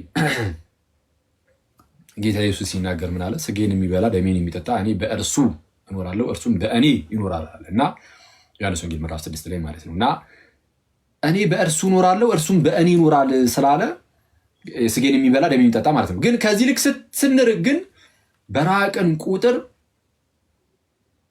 ክርስቶስ በእኛ መኖሩ እኛም በክርስቶስ መኖራችን እሱ እየደበዘዘብን ነው የሚመጣው። እንደዛ ከሆነ ደግሞ አቅም አናገኝም ጋይስ። የተለያዩ ፈተናዎችን ኃጢአቶችን ምናምን ማለፍ የምንችለው በአቅማችን ይመስላችኋል? ነው አንችልም እኮ በአቅማችን ትንሽ የኃጢአት መታ አድርጋ ልጥለት ትችላለች። አዎ ስለዚ ምንድነው ማድረግ ያለብን? ጌታ አቅሜ አንተ ነህ፣ እኔ እኮ በራሴ ምንም አልችልም፣ በብዙ ደካማ ነኝ ብሎ ማመን ለራስ ማለት ነው። ለራስ አክሊል አንተ በጣም ደካማ ነህ፣ ምንም አትችልም፣ አቅመ ቢስ ነህ። ኃይልን በሚሰጥህ በክርስቶስ ግን ሁሉም ማድረግ ትችላለህ። ስለዛ አቅማችን ጌታችን ነው። ስለዛ ከክርስቶስ የተነሳ ነው ምንም ነገር ካለፍን ማለፍ የምንችለው። ያለ ጌታ ምንም ማድረግ አንችልም። ጌታ ኢየሱስም እንዳለው ነው ያለ እኔ ምንም ልታደርጉ አትችሉም ማለት። ስለዛ ያለ ክርስቶስ ምንም ማድረግ አንችልም። ስለዛ ከቅዱስ ሚስጥር መራቅ የለብንም ነው አይደል? አዎ እኔ ይህንን በጣም መቀየር አለብን። አሁን ላይ ጌታ ይመስገንና ማለት ነው። አሁን ላይ ጌታ ይመስገንና በጣም በርካታ ሰው ቅዱስ ቁርባን ይቀበላል ማለት ወጣቶች ራሱ በየቦታው እንደዛ ነው የሚሰማው። እና ስለዚህ እግዚአብሔርን እናመሰግነዋለን። እንዲህ አስባችሁታል? ሄዳችሁ ቤተክርስቲያን ውስጥ በጣም በርካታ ወጣቶች ተሰልፈው ከቅዱስ ቁርባን ሲሳተፉ ጌታ ይመስገን። መብራን በእኛ ዘመን እንደዚህ ማየታችን ነው። ግን ስቲል ግን ምንም ማለት ነው ምንም ነው ማለት ይቻላል። አብዛኛው ሰው ርቋል ምናምን ከቅዱስ ሚስጥር ምናምን ርቀናል ምናምን። ስለዛ በጣም መቅረብ አለብን፣ በጣም መቅረብ አለብን ማለት ከሰባኪያን ከዘማሪያን ከምናምን ጀምሮ እስከ ምዕመን ሁሉም ማለት ነው ወደ ቅዱስ ሚስጥር መጠጋት ያለበት መቅረብ ያለበት። አሁን እናንተ የምትማሩት ብቻ አይደላችሁ፣ እኛም ከቅዱስ ሚስጥር ተሳተፉ አለ። ከዛ እሱ መሳተፍ አለበት ግዴታው ነው አይደለም እንዴ?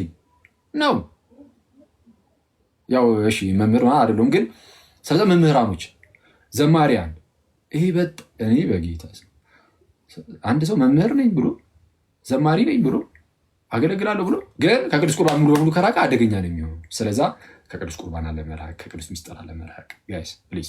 እኔ ይሄ በጣም ሊታሰብበት ይገባል። በጣም እኔ ቤተክርስቲያንን የሚያሰድባል አለመቁረብ ማለት ነው። የቤተክርስቲያን ቅዳሴ ላይ ተሄዱ ሰው ወጣቶች ምናምን ሳይቆርቡ ሲቀር ቤተክርስቲያን ትሰደባለች። ምንድነው ወጣት ልጆቿን የማታቆርቡ ቤተክርስቲያን ሊባል ይችላል። እና ቤተክርስቲያን አሰዳቢያ ነው። ወጣቶችን የማታቆርብ ቤተክርስቲያን እንዳትባል። ቤተክርስቲያንም እንደው ቤተክርስቲያን እንዳትሳደብ ብቻ አይደለም፣ በዋናነት ለራሳችን ህይወት ለራሳችን ህይወት ስንል ሄደን መቁረብ አለብን እና ይህ ቅዱስ ቁርባን ላይ እና ምንድነው ሚስጥረ ተክሊል ወይም ጋብቻ ላይ በጣም መሰራት ያለበት። ሰው ከኤርሲያን ውጭ ያገባል፣ አይቆርብም፣ አንቆርብም ምናምን እና በጣም አደገኛ ነው። እሱ እንደ ቀላል መታየት የለበትም።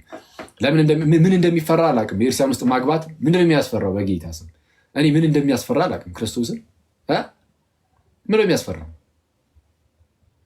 ምናልባት ድንግል ሳትሆኑ ቀርታችሁ አክሊል አለማድረጋችሁ ምናምን ነገር እሱ ያስጨንቃችሁ።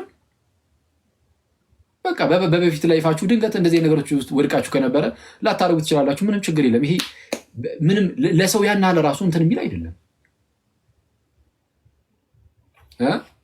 ኦኬ አክሊል አከሲ እንዳትሉ ግን የምሬን ምንድን ነው የሚያስፈራን ክርስቶስን እና እኔ ጋብቻ በዚህ ዘመን ቢያንስ ማለት ነው ከቤተ ክርስቲያን ውጭ ያለ ጋብቻ በስመ አብ እኔ የውርደት ጋብቻ ነው። ክርስቶስን በጣም ይቅርታል ብለኝ ከአሁን በኋላ ማለት ነው። በቃ ከዚህ በፊት ያለው ችግር የለም። ከዚህ በፊትም ያላችሁ በዚህ የተጋባችሁ ሰዎች ግን ፕሊዝ እንደው በጌታ እለምናችኋለሁ። ምናልባት ክርስቶስም ሊጠይቃችሁ ስለሚችል ማለት ነው። ኦፍኮርስ ይጠይቃችኋል። ለምን አላደረጋችሁትም ብሎ እርግጠኛ ነኝ ጌታ ኢየሱስም ይጠይቃችኋል። ስለዛ ብትችሉ እኔ እዚህ የምትሰሙ ሰዎች ወደ 3.6 ሰው ይተኛል፣ ወደ 3600 ሰው ከእናንተ ውስጥ ተጋብታችሁ ግን በቤተ ክርስቲያን ውስጥ ያላደረጋችሁ ሰዎች ካላችሁ ፕሊስ አድርጉት። ይቻላል።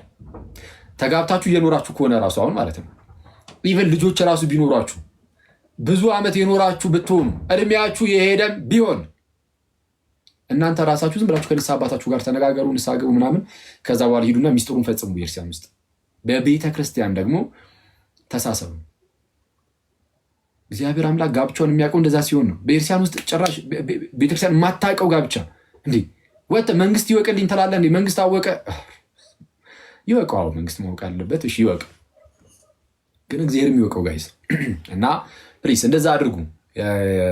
የተጋባችሁ ሰዎች ምናምን ኢቨን ልጆች ራሱ ቢኖራችሁ ብያለሁ። የሌላችሁ ምንም የሚያስፈራ ነገር የለው። እንደው በጣም ደስ ይላል እንዴ! በመካከላችሁ ክርስቶስን ልታደርጉት ነው።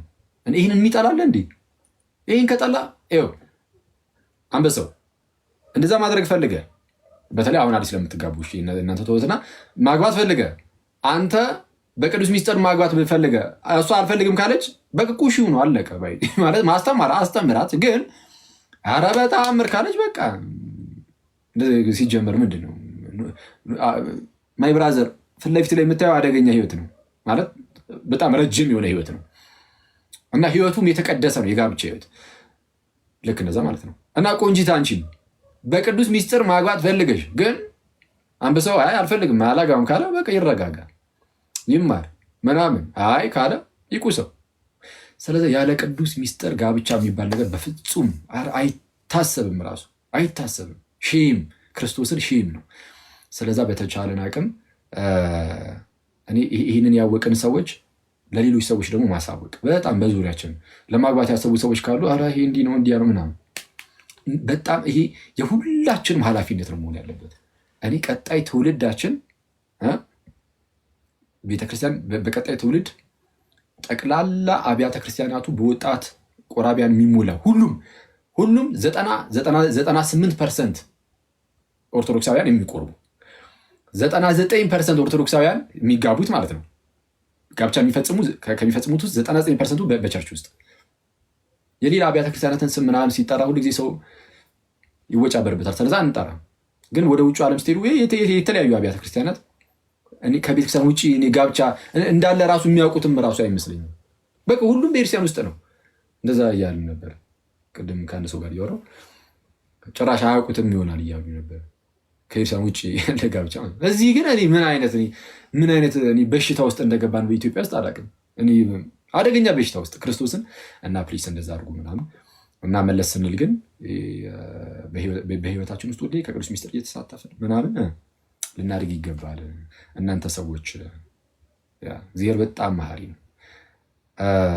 ቅድም እንዳልኳችሁ ነው። ቅዱስ ቁርባንን በተደጋጋሚ እንድንወስደው የተሰጠን ያ ሚስጥር የሚደጋገም የሆነው ደጋግሞ ኃጢአት ልንሰራ ስለምንችል ደጋግመን ልንታመም ስለምንችል መድኃኒቱንም የሚደጋገም አደረገው እግዚአብሔር እና እሱን ሁሌ የምናስተውል እግዚአብሔር በጣም ቸር ነው። እግዚአብሔር መልካም ነው። እግዚአብሔር በጣም መሐሪ ነው። ስለዛ የእግዚአብሔር ምሕረቱን ደግሞ እንቅመሰው። እግዚአብሔር ቸር ነው። ቸር እንደሆነ ደግሞ ቅመሱ እና ይዋል መዝሙረኛው ላይ። ስለዛ እግዚአብሔር ቸር ነው ደግሞ ሲቀመሱት ደግሞ እንቅመሰው እና ወደ እግዚአብሔር እንመለስ። ይሄ ያስፈልገናል። እናንተ ሰዎች አክቹዋሊ ዛሬ ስለ ቅዱስ ቁርባን ሰፋ ያለ ነገር ለመማማር ነበር የመጣው። ሰፋ ያለ ነገር ሳይሆን አትሊስት እሱ ላይ ብቻ አተኩረን ትንሽ ነገር እንድናወራ ነበር። ግን በሚያሳዝን ሁኔታ መቁረብ አለብን ቢጨርሱ ጊዜውን እና የዚህን ያህል እንትን ካልን በእርግጥ መልካም ነው። እኔ ባለፈው እንዳልኳችሁ ነው። አንዴ ቆይ ያንን ክፍል እኔ ደግሜ ላነብላችሁ እወዳለሁ ማለት። እሺ ስለ ቅዱስ ቁርባን ትንሽ ነገር ልንገራ። ላንብብላችሁ። በቃ መጽሐፍ ቅዱስን ብቻ ነው ማነብላችሁ። ዮሐንስ ወንጌል ምዕራፍ 6 እናንብብና ከዛም ፕራክቲካሊ ደግሞ ማቴዎስ ላይ ሄደን እናያለን፣ እንጨርሳለን።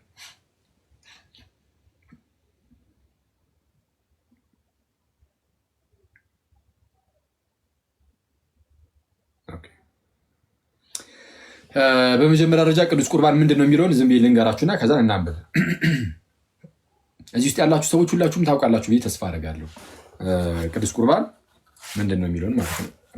ቅዱስ ቁርባን ምን እንደሆነ ታውቃላችሁ አይደል? የማያውቅ ሰው ካለ ምናልባት የማያውቅ 40 ሰው እዚህ 40 ይቀርሽ 20 ሰው 20 ኦርቶዶክስ ስለ ቅዱስ ቁርባን እዚህ የማያውቅ ካለ ለ20ዎቹ ኦርቶዶክሳውያን ትንሽ ነገር እንበላቸው። እናንተም ከለስ አድርጉት እግረ መንገዳችሁን። ቅዱስ ቁርባን እውነተኛ የጌታ ስጋና ደም ነው። አንደኛው እሱ ነው ማለት ለቅዱስ ቁርባን እዚህ ያውን ቅዳሴ ላይ የሚቀርበው ማለት ነው የሚቀርበው ህብስትና ወይን ነው። ህብስትና ወይን ልክ ጌታችን ኢየሱስም ህብስትን አንስቶ ባረከ፣ ቆርሶ ሰጣቸው፣ ይህ ስጋዬ ነው ብሎ የለ ወይንን ደግሞ ያነሳና ወይም ጽዋን ይህ ስለ ብዙዎች ለኃጢአት ይቅርታ የሚፈሰው የአዲስ ኪዳን ደሜ ነው ከእርሱ ጠጡ ብሎ ሰጣቸው። ስለዛ ህብስትና ወይን ይቀርባል። አሁንም እኛ ጋር ጌታችን እንዳደረገው ማለት ነው፣ ወይም መልከ ጼዴቅ እንዳደረገው አስቀድሞ በፊት። ለማንኛውም ህብስትና ወይን ይቀርብና ይጸልያል። ጌታችን ህብስትን አንስቶ ወደ ላይ ቀና ብሎ ባረከ። ህብስትን አነሳ፣ ባረከ፣ ቆረሰም። ስለዛ እኛም እንባረካለን። ካህናቱም እኛም ተሰባስበን እንጸልይና ይባረካል፣ ይጸልያል በመንፈስ ቅዱስ አሰራር። ልክ ጌታችን ይህ ስጋዬ ነው እንዳለ ሁሉ አሁንም የህብስቱ የጌታ ስጋ ደሙንም ይህ ስለ ብዙዎች ለኃጢአት ይቅርታ የሚፈሰው የአዲስ ኪዳን ደሜ ነው እንዳለ ሁሉ ደሙ ይሆናል። ህብስቱን ስትቀምሱት ህብስት ሊል ይችላል ማለት ይሄ ጽዋውን ደሙ ማን ነው? ወይኑንም ስትቀምሱት ወይን ሊል ይችላል። ግን በመንፈስ ቅዱስ አሰራር አዎ ያ ህብስት የጌታ ስጋ ሆኗል ብለን የምናምነው እምነት ነው። ሳይቀየር አዎ አልተቀየረም። ታዲያ እንዴት ሆነ? የመንፈስ ቅዱስ አሰራር። ክርስትና ምንድነው? ክርስትና በጣም እምነት ላይ የተመሰረተ ነው የሚባለው ለዚህ ነው። በሌሎች ቤተ እምነቶች ለምሳሌ በፕሮቴስታንት ምናምን ይህ ይካዳል። በጴንጤው ምናምን ኧረ ቂጣ ነው ይላል፣ ኧረ በቃ የጽዋ ወይን ነው ምናምን ይላል። ከዛ በኋላ በቃ አለቀ፣ እንደዛ ብቻ ነው ይላል። ነው አይደለም። ስትቀምሰው ህብስት ስላለ ስትጠጣውም ያው ወይን ስላለ በቃ የጌታ ስጋና ደም አልሆነም ማለት አይደለም። ጌታችን ኢየሱስም ሲሰጣቸው እኮ እነሱ ሲቀምሱት እኮ ሐዋርያቱ የህብስት ነው የሚላቸው፣ ግን ኢየሱስ ግን ስጋዬ ነው ደሜ ነው አለ። ስለዚህ አሁንም እኛ በእምነት የምንቀበለው እርሱ አዎ የክርስቶስ ስጋና ደም ነው። የክርስቶስ ስጋና ደም ምን ያህል ነው የክርስቶስ ስጋ የሆነው ካላችሁኝ በምን ደረጃ እስኪገለጥለት ደረጃ ብትላችሁ አንደኛ ቆሮንቶስ ምዕራፍ 10 ላይ ቅዱስ ጳውሎስ እንደዚህ ይላል። አንደኛ ቆሮንቶስ ምዕራፍ 10 እስከ ቁጥር 16 ላይ የምንባርከው የበረከት ጽዋ ከክርስቶስ ደም ጋር ህብረት ያለው አይደለምን ይላል። የምንባርከው የበረከት ጽዋ ከክርስቶስ ደም ጋር ህብረት ያለው አይደለምን? የምንቆርሰው ህብስት ከጌታ ስጋ ጋር ህብረት ያለው አይደለምን ይላል። ይኸው ጽዋውን ህብስቱን ያነሳና ከጌታ ስጋና ደም ጋር አንድ ያደርገዋል።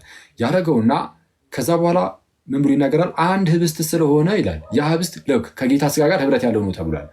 ስለዛ የአንዱ ህብስት የምንቆርሰው አለ ብዙ ጊዜ ሊቆረስ ይችላል። ግን ስንት ህብስት ነው? አንድ ህብስት። ለምን? ህብረትነቱ ከአንድ የጌታ ስጋ ነው። ስለዚህ የጌታ ስጋ ነው። ልክ ኢየሱስም ስጋዬ ነው እንዳለ ማለት ነው። የጌታ ስጋ አንድ ስጋ ስለሆነ የፈለገውን ያህል ጊዜ ቢቆረስ ራሱ ህብስቱ ግን በቃ አንድ ህብስት ነው። ለምን? ህብረትነቱ ከጌታ ስጋ ጋር ነው። ስለዚህ የጌታ ስጋ ስለሆነ አንድ ነው። ብዙ ጊዜ ቢቆረስ የተለያየ ቦታ ላይ ቢቆረስ ኢትዮጵያ ውስጥ ብቻ አይደለም፣ ወይ አዲስ አበባ ላይ ብቻ አይደለም፣ ወይ የሆነ ሰፈር ላይ ብቻ አይደለም፣ በየቦታው ነው ይህ ነገር ያ ህብስት የሚቆረሰው። ግን ያ በዓለማችን ላይ ማለት ነው ያ ሁሉ የሚቆረሰው ህብስት ግን አንድ ህብስት ተባለ። ምክንያቱም የጌታ ስጋ ስለሆነ። ከቀጠል ያደርጋል ምን ይላል? እኛ ብዙዎች ስንሆን አለ ክርስቲያኖችን በጣም ብዙዎች ነን አይደል? ብዙዎች ስንሆን አንድ ስጋ ነን። እንዴት እስቲ እንዴት ነው ክርስቲያኖች ብዙዎች ሲሆኑ ግን አንድ ስጋ እንዴት ይሆናሉ? እዛው ጋር ቅዱስ ጳውሎስ መለሰ። ምን ብሎ? ያንን አንዱን ህብስት እንበላለንና፣ ሄዳችሁ ከካህኑ እጅ የምትቀበሉትን ያን አንዱን ህብስት እንበላለንና፣ አንዱን የጌታን ስጋ ማለት ነው። የጌታን ስጋ ስለምንበላ አክሊል የጌታን ስጋ ተቀብሏል። እዚህ ውስጥ ያላችሁ ክርስቲያኖ እንደምህቶቼ ብዙዎቻችሁ ኦርቶዶክስ ትሆናላችሁ ብዬ አስባለሁ። ሁላችሁም የጌታን ስጋ ተቀበላችኋል አይደል? ከኛ በፊት የነበሩ ክርስቲያኖች፣ ከዛም በፊት የነበሩ ሐዋርያት ድረስ ሂዱ። ሐዋርያቱ የጌታን ስጋ ተቀብሏል። ይህንን ሁላችን ግን የተቀበልነው ከሐዋርያት ጀምሮ እስካሁን ድረስ ያለን ክርስቲያኖች የተቀበልነው የጌታ ስጋ ስለሆነ አንድ ስጋ ወይም አንድ ህብስት ነው የሚባለው። አንድ ህብስት የምንቆርሰውም እርሱ አንድ ህብስት ስለሆነ እንዳለ ሁሉ አንድ ህብስት ነው፣ አንድ የጌታ ስጋ ነው። ስለዚህ አስቡት፣ ጳውሎስ የተቀበለው እኔም የተቀበልኩት የጌታን ስጋ ከሆነ እኔና ጳውሎስ ሁለት ስጋ አይደለንም፣ አንድ ስጋ ሆነናል። ከምን የተነሳ? በመንፈሳዊ ነው። እሺ ያው የተለያየን የተለያየ ቦታ ያለ ነው፣ ግን አንድ ስጋ ናችሁ ተባልን። ከምን አንጻር? እናንተም እኔም የጌታን ስጋ በመቀበላችን ሁላችንም ያንን አንዱን ህብስት እንካፈላለን እና ነው ያለው። ስለዚህ ከጳውሎስ ጋርም ከእናንተ ጋርም ከሁላችሁም ጋርም እኔ አንድ ስጋ ነኝ፣ አብሬያችኋለሁ። እናንተም ከኛ ጋር አላችሁ፣ ሁላችንም። ጳውሎስም ከኛ ጋር አብሮ አለ። ቤተ ክርስቲያን ማለት እቺ ናት። ቅዱስ ቁርባን የተቀበሉ ሰዎች ሁሉ ተገጣጥመው የተያያዙባት ያቺ ቦዲ፣ ይቺ ስጋ የኢየሱስ ክርስቶስ ስጋ ተብላ ትጠራለች። አንዱን የጌታን ስጋ በመቀበላቸው። ስለዚ አሁን ኖርማል እንደሚሉት አንዳንድ ፕሮቴስታንቶች ዝም ብሎ አንድ ቂጣ ምናምን እንደሚሉት እንደዛ ብቻ ቢሆን ኖሮ ኖርማል አንድ ህብስት፣ ኖርማል አንድ ቂጣ የምር እንዲህ ያለ ነገር ማድረግ ይችላሉ? አይችልም። ግን በመንፈስ ቅዱስ አሰራር ምንም እንኳን ለአይናችን ስናየው ምንድነው በአይን የሚታየው ከለሩ ጣዕሙ ባይቀየር እንኳን ግን በመንፈስ ቅዱስ አሰራር የምርም በዛው ጣዕም በዛው ከለር በዛ ህብስት ፎርም ውስጥ የኢየሱስን ስጋ ግን እየበላን እንደሆነ ግን እናምናለን። መንፈስ ቅዱስ ይህንን ያደርገዋል። ለዛም ነው አልኳችሁ ብዙዎች ስንሆን አንድ ስጋ ይሆን ነው። ብዙዎች ስንሆን ስንት ስጋ ይሆን ነው? አንድ ስጋ ይሆን ነው። አንድ ስጋ ይሆን ነው። የማን ስጋ? የኢየሱስ ክርስቶስ ስጋ። ስለዚህ ዝም ብሎ ቂጣ በልተህ የክርስቶስ ስጋ ነኝ ከሱ የተነሳ ማለት አትችልም። አይተዋል። ዝም ብሎ አንድ ራንደም ቂጣ በልተህ የክርስቶስ ስጋ ሆንኩበት ማለት አትችልም። እንደዚህ አይነት ትልቅ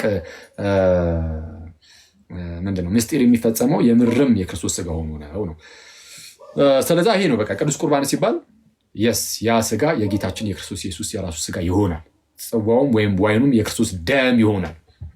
እሱን በመቀበል ደግሞ ህይወት እናገኛለን። በእምነት እየጠነከርን በቅድስና ህይወት እያደግን ጌታ ኢየሱስን በመምሰል ህይወት ውስጥ እያደግን እንሄዳለን ብለን እናምናለን። እሱን ቶሎ ቶሎ እየተቀበልን ልክ ኖርማል ስጋዊ ምግብ እየበላችሁ በስጋ እየጠነከራችሁ እያደጋችሁ እየወፈራችሁ ምናምን እንደምትሄዱ በመንፈስ ደግሞ መንፈሳዊ የሆነውን ምግብ የክርስቶስን ስጋና ደም መንፈሳዊ ምግብ ነው። መንፈሳዊ ያንን መንፈሳዊ ምግብ እየበላን በመንፈስ ደግሞ እያደግን እንሄዳለን አይደል? እንደዛ ነው። ስለዛ ከዚህ ጋር በተያዘ እንግዲህ ያው በቃ የመጽሐፍ ቅዱስ ጥቅስ ስለምብላችሁና እንጨርስ። ዮሐንስ ወንጌል ምዕራፍ 6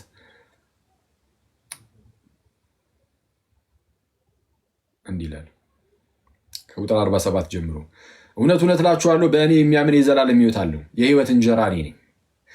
የሕይወት እንጀራ እኔ ነኝ። አባቶቻችሁ በምድረ በዳ መና በሉ ሞቱም አለ። አባቶቻችሁ እነ ሙሴ በምድረ በዳ መና በሉ ማለት በምድረ በዳ እነ ሙሴ ረቧቸው አጉረምርመውም እግዚአብሔር ከላይ መናን አውረደላቸውና በሉ። ከሰማይ የወረደውን ያንን መና ማለት ነው። በሉና ግን ከሞት አድኗቸዋል? አላዳናቸውም። ሞተው ቀሩ። አይተዋል። ሞቱ እና ሞተውም ቀሩ። እሺ አባቶቻችሁ በምድረ በዳ መና በሉ ሞቱም፣ ሰው ግን ከእርሱ በልቶ እንዳይሞት ከሰማይ አሁን የወረደ እንጀራ ይህ ነው አላቸው። ራሱን እነ ሙሴ በልተው የሆነ መና ሞተዋል። አሁን ግን ሰው ከእርሱ በልቶ እንዳይሞት ከሰማይ የወረደ የሕይወት እንጀራ ይህ ነው፣ እኔ ነኝ አለ ጌታ ኢየሱስ። ከሰማይ የወረደ ሕያው እንጀራ እኔ ነኝ። ሰው ከዚህ እንጀራ ቢበላ ለዘላለም ይኖራል። እንጀራ የሚለው ህብስት ነው የሚለው ብሬድ ይሏል። ከሰማይ የወረደ ሕያው ህብስት እኔ ነኝ፣ ሕያው እንጀራ እኔ ነኝ። ሰው ከዚህ ህብስት ቢበላ ለዘላለም ይኖራል። እኔም ስለ ዓለም ሕይወት የምሰጠው እንጀራ ወይም ህብስት ምኔ ነው? ስጋዬ ነው። እንግዲህ ልክ እንደዚህ ብሎ ልክ ሲናገር ጌታችን ኢየሱስ እንግዲህ አይሁድ ይህ ሰው ስጋውን ልንበላ ይሰጠን ዘንድ እንዴት ይችላል ብለው እርስ በርሳቸው ተከራከሩ። እርስ በርሳቸው አይሁዳውያን እንዴት ሆኑ? ስጋውን እንዴት ሊሰጠን ይችላል? እንዴት ሊሰጠን ይችላል? ኧረ እመን ጌታ በአንድም በሌላ ሊሰጥ ይችላል። ህብስቱን ስጋው አድርጎ በመስቀል ላይ መጀመሪያ ምንድነው ራሱን መስዋዕት አድርጎ ያቀርብና ስጋውን ቆርሶ ደሙን አፍሶ በህብስቱና በወይኑ ውስጥ በህብስትና በወይን ፎርም ስጋውንም ደሙንም ይሰጣል ነው። እሺ ከሰማይ የወረደ ሕያው እንጀራ እኔ ነኝ አለ ጌታ ኢየሱስ። ከሰማይ የወረደ ሕያው እንጀራ፣ ሰው ከዚህ እንጀራ ቢበላ ለዘለዓለም ይኖራል። ሰው ከዚህ እንጀራ ቢበላ አሁን ከሚሰጠው ማለት ነው እንጀራ ቢበላ ለዘላለም ይኖራል። እኔም ስለ ዓለም ሕይወት የምሰጠው እንጀራ ስጋዬ ብሎ በግልጽ ተናገረ። አሁን ተመልከቱ የአይሁድን ማንጎራጉር። እዚህ ዮሐንስ ወንጌል ላይ ልክ የሆነ ነገር ሲነገር ማለት ነው የሆነ ነገር ሲነገር የተወሰነ የሚያወዛግብ ነገር ከተነገረ ለምሳሌ ወይም ማለት የሚያወዛግብ ሳይሆን ሰዎቹ የተወሰነ ከተወዛገቡበት በተነገረው ነገር ኢየሱስ በተናገረው ነገር ሰዎች የተወሰነ ከተወዛገቡ ዮሐንስ ምን ያደርጋል? ከታች ወይም በትክክል ካልተረዱት ማለት ነው አይ እነሱ እንደዚህ ተረድተውታል፣ ግን ጌታ ግን የተናገረው ስለዚህ ነበር ብሎ እዛው ጋር አርሟቸው ወይም ኮመንት አድርጎ ያልፋል። ዮሐንስ ሲጽፍ ማለት ነው ከታች እንደዚህ ነገር ያስቀምጣል። ምሳሌ ልስጣችሁና ዮሐንስ ወንጌል እዛው ምዕራፍ 2 ቁጥር 19 ላይ ጌታ ኢየሱስ እንደዚህ አለ። ዮሐንስ ወንጌል ምዕራፍ 2 ቁጥር 19 ላይ ይህን ቤተ መቅደስ አፍርሱት በሶስተኛውም ቀን አነሳዋለሁ ብሎ ጌታ ኢየሱስ ተናገረ። ከዛ በኋላ አይሁዳውያን ወዲያውኑ ቀበል አደረጉና ይህ ቤተ መቅደስ ከ46 ዓመት ጀምሮ ይሰራ ነበረ፣ አንተ በ3 ቀን ታነሳዋለህን አሉት። ጌታ ኢየሱስ ይህን ቤተ መቅደስ አፍርሱት ነው ያለው። አይሁዳውያን የመሰላቸው ምንድን ነው? ፊት ለፊት ላይ ያለውን ለ46 ዓመት ያህል የፈጀውን ያንን ቤተ መቅደስ እሱን ነበር የመሰላቸው። ስለዛ ይህ ቤተ መቅደስ ከ46 ዓመት ጀምሮ ይሰራ ነበረ፣ አንተ በ3 ቀን ታነሳዋለህን አሉት። ተሳስተዋል። እርሱ ግን እያወራ የነበረው ስለዛ ቤተ መቅደስ ሳይሆን ስለ ስጋው ቤተ መቅደስ ነበር። ስለ ስጋው ነበር ያወራው። በትክክል አልተረዱትም አይደል? እሱ ስለ ስጋው ሲያወራ እነሱ ግን ያው ድንጋዩን የመሰላቸው የህንፃውን ማለት ነው። ስለዛ ዮሐንስ እዛው ጋር ኮመንት አደረገ። ምን ብሎ? እርሱ ግን ስለ ሰውነቱ ቤተ መቅደስ ይል ነበር። አይተዋል? ያርማል። አሁን በተለየ መልኩ ሲረዱ ሰዎች ያርማቸዋል። ይህን ለምን እንደነገርኳችሁ እነግራችኋለሁ። የቅዱስ ቁርባን እዚህ ጽሑፉ ላይ ዮሐንስ 6 ላይ ማለት ነው። ሌላም ልክ እንደዚህ ዮሐንስ ወንጌል ምዕራፍ 4 ላይ እንደዚህ ይላል። ዮሐንስ ወንጌል ምዕራፍ 4 ላይ እንግዲህ ኢየሱስ ከዮሐንስ ይልቅ ደቀ መዛሙርት ያደርጋል። ኢየሱስ ከማን ይልቅ? ከዮሐንስ ይልቅ። ዮሐንስ በጣም ብዙዎችን ደቀ መዛሙርት አድርጓል። አሁን ግን ኢየሱስ ከዮሐንስም ይልቅ የበለጠ ደቀ መዛሙርት ያደርጋል፣ ያጠምቅማል። ማለትን ፈሪሳውያን እንደሰሙ ጌታ ባወቀ ጊዜ ጌታ አወቀ። ምን አወቀ? ፈሪሳውያኑ እንደሰሙ ምን እንደሰሙ? ፈሪሳውያን ምን እንደሰሙ? ጌታ ኢየሱስ ከዮሐንስ ይልቅ ደቀ መዛሙርት እንደሚያደርግ ፕላስ ደግሞ ምን እንደሚል እንደሚያጠምቅ ፈሪሳውያን ሰምተዋል። እና ጌታ ደግሞ ይህን ሰማ፣ ይህን አወቀ። ስለዚህ ይሁዳን ትቶ ወደ ገሊላ ደግሞ ሄደ ይላል። ግን እዚህ ጋር አንድ ነገር አለ። ጌታ ኢየሱስ ግን አያጠምቅም ነበር፣ ራሱ እያጠመቀ አልነበረም። ፈሪሳውያን ግን የሰሙት እያጠመቀ እንደነበረ ነው። ስለዛ ኢየሱስ ያጠምቃል ብሎ ነው አሁን ፈሪሳውያኑ ልጋር ያለው መረዳት ኢየሱስ እያጠመቀ ነው የሚል ነው። ግን እውነታው ግን አላጠመቀም ነው። ስለዛ ዮሐንስ ምን ያደርጋል? ዘወር ቀጠል አድርጎ ዳሩ ግን ደቀ መዛሙርቱ እንጂ ኢየሱስ ራሱ አላጠመቅም ይላል። ኦኬ ከደቀ መዛሙርቱ ጋር ያጠምቅ ነበር የሚል ክፍል ቢገኝ በምንረዳው ማለት ነው። እዛ ጋር ቁጭ ብሎ ደቀ መዛሙርቱ እያጠመቁ እሱም አብሯቸው ስለሆነ አብሮ ከነሱ ጋር ተጠርቶ ይሆናል ነው እንጂ እዚህ ጋር በግልጽ እንደተነገረን ደቀ መዛሙርቱ እንጂ እርሱ ራሱ ግን አያጠምቅም ነበር እና እንዲህ ያርማል። የተወሰነ ደግሞ የሆነ በምሳሌያዊ ንግግር የተነገረ ነገርም ካለ ደግሞ እየፈታ ይሄዳል። ብዙ ጊዜ ነው ያው ሁሌ ላይ ይችላል፣ ግን ብዙ ጊዜ ግን እንደዛ ነው። ልክ ዮሐንስ ወንጌል ምዕራፍ 7 ላይ ከቁጥር 37 ጀምሮ ጌታ ኢየሱስ በዛ በዳስ በዓል ላይ ምን ብሎ ተናገረ? በድምፁን ከፍ አድርጎ ማንም የተጠማ ቢኖር ወደ እኔ ይምጣ፣ መጽሐፍም እንደሚል በእኔ የሚያምን ከሆዱ የሕይወት ውሃ ወንዝ ይፈልቃል ብሎ ተናገረ በታላቅ ድምፅ። ማንም የተጠማ ወደ እኔ ይምጣ፣ መጽሐፍም እንደሚል ከሆዱ የሕይወት ውሃ ወንዝ ይፈልቃል ብሎ ተናገረ። የሕይወት ውሃ ምንድን ነው? የሕይወት ውሃ አላብራራውም ጌታችን ኢየሱስ፣ ግን እንደዛ ብሎ ብቻ ተናገሯል። ስለዚ ዮሐንስ እዛው ጋር ቀጠል አድርጎ ያብራራዋል። ምን ብሎ? ይህም በእርሱ የሚያምኑ ይቀበሉት ዘንድ ስላላቸው ስለ መንፈስ ተናገረ ይላል። ያብራራል ማለት ነው።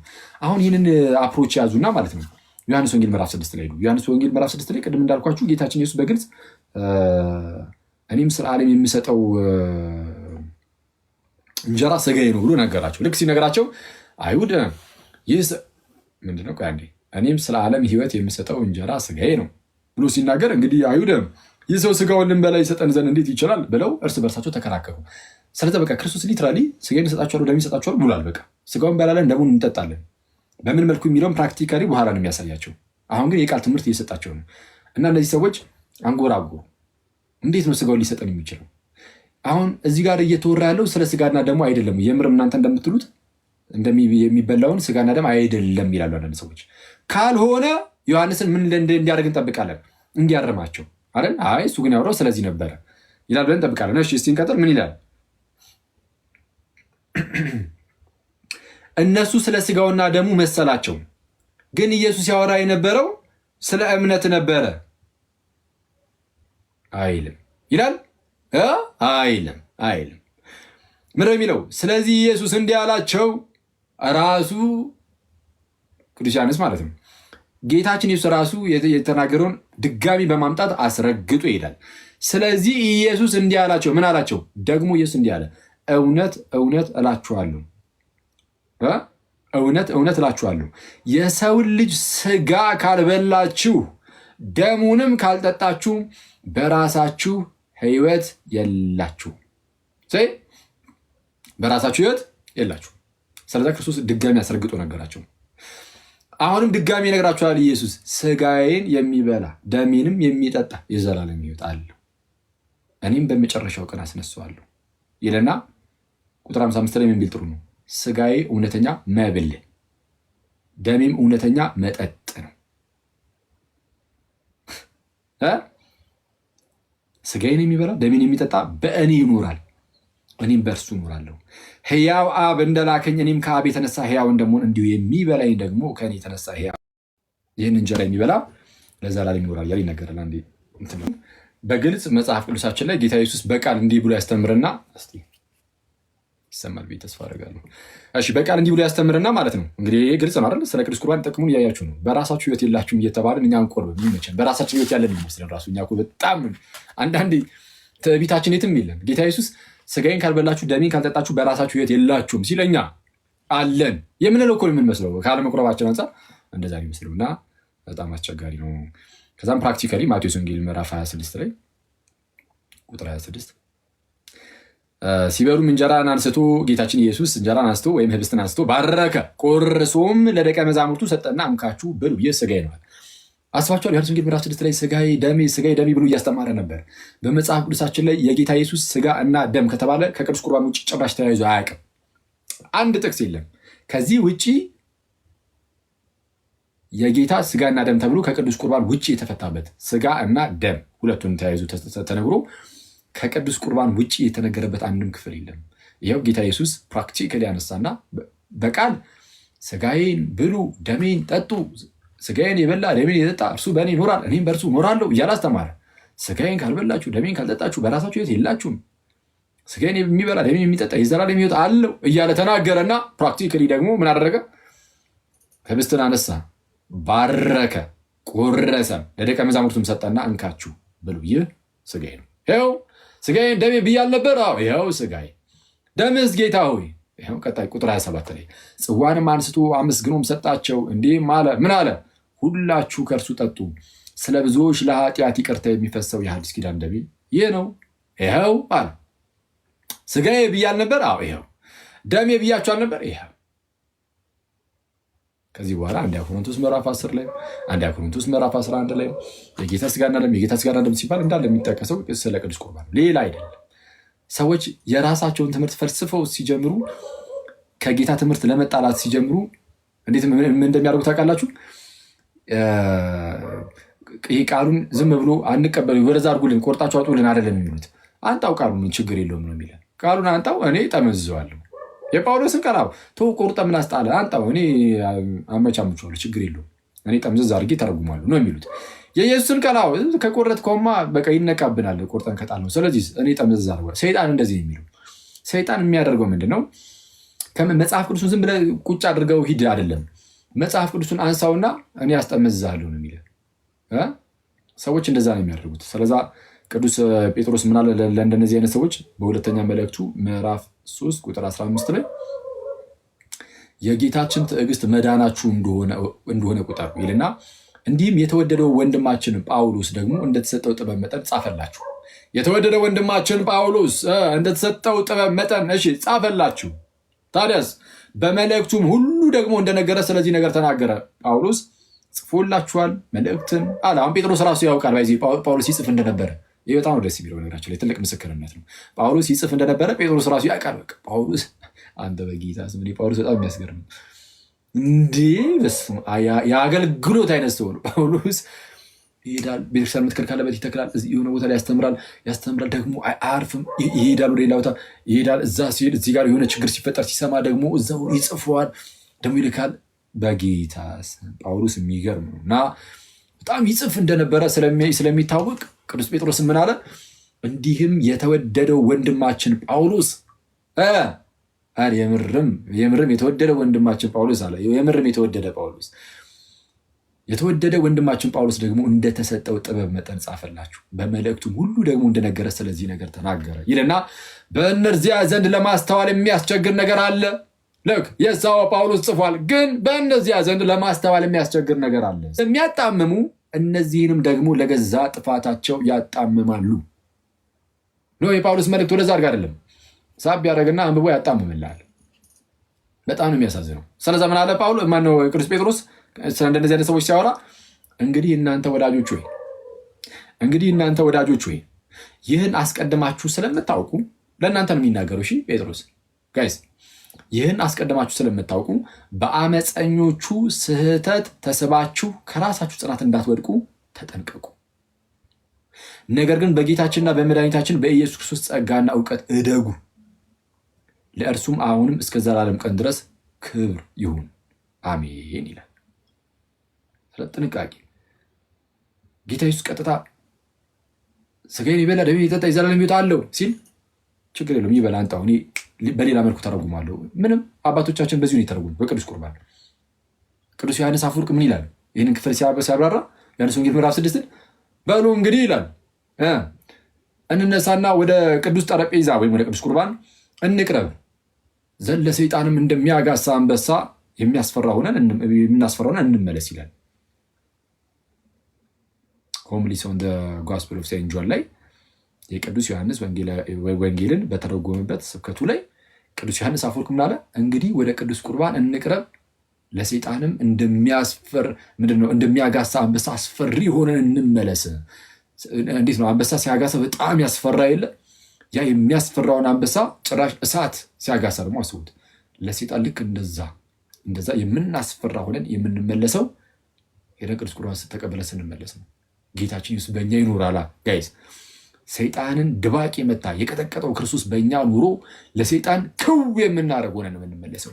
ከዚህ ቀደም እንዳልኳችሁም ሰው ሲያያችሁ ኖርማል ሰው ናችሁ፣ በቃ ምናምን ነገር ያው ሰው ናችሁ። ኦፍኮርስ ያው ሰውነታችሁ ወዴትም አይሄድም። ግን በመንፈሳዊ እይታ ግን ሰይጣን እናንተን የሚያያችሁ እሳት እንደሚያጋሳ አንበሳ ሆናችሁ ነው የምትታዩት። የሆነ 3-4 ሆናችሁ ጓደኛ ማቾች ሄዳችሁ ቆርባችሁ ስትመጡ ምናምን 3-4 ሆናችሁ ጓደኛ ማቾች ሄዳችሁ የሆነ ነገር ልታደርጉ ትችላላችሁ። አንዳንድ ጊዜ ዝም ብላችሁ በዓለም ውስጥ ማለት ነው ፈታ ለማለት ለመዝናናት የሆነ ነገር አድርጋችሁ ትመጣላችሁ። አሁን ደግሞ ተቀጣጠሩና ቅዱስ ቁርባን ተቀበላችሁ ለመውጣት ሞክሯ። ዋይናት የማይሆንበት ምክንያት አለ የለም።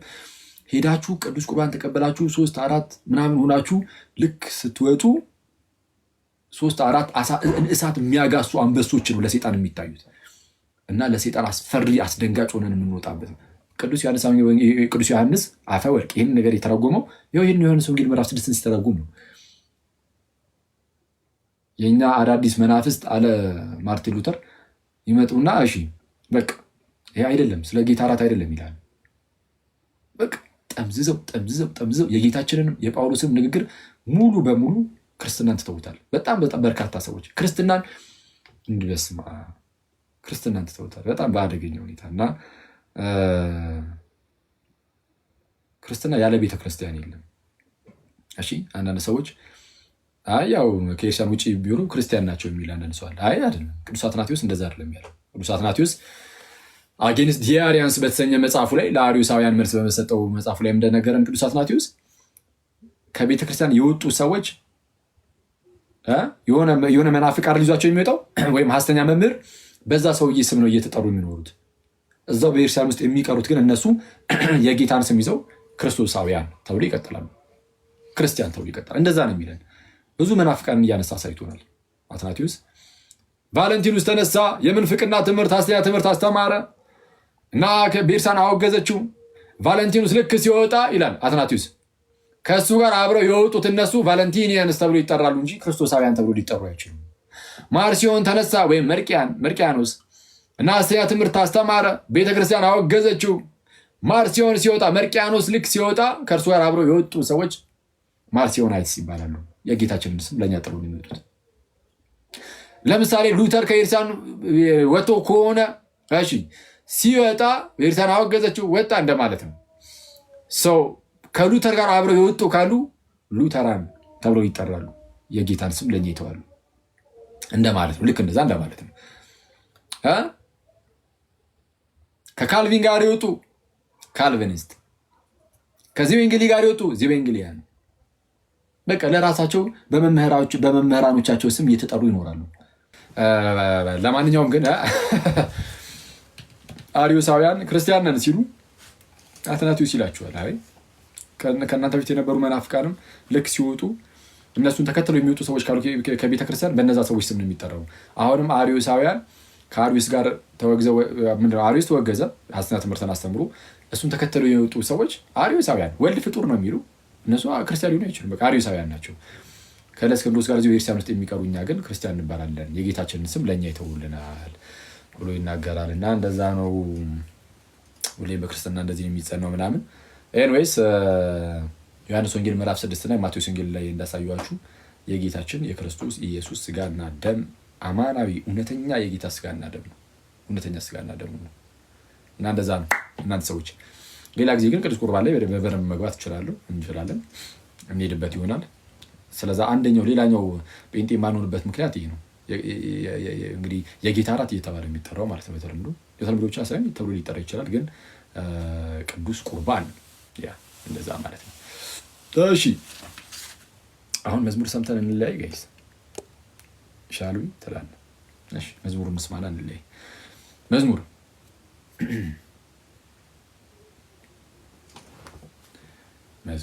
እሺ ትመርጣላችሁ መዝሙር? እስቲ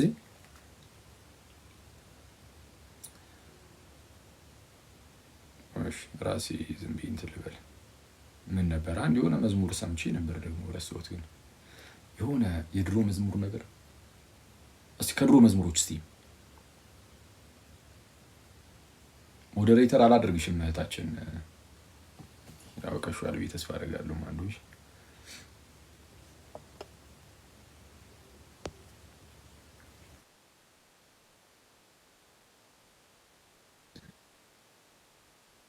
እሺ አይ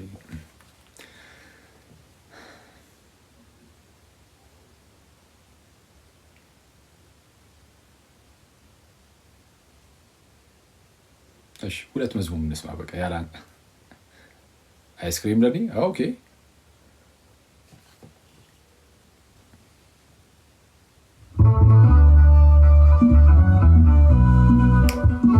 አድርገልኛልና ኦኬ እሱን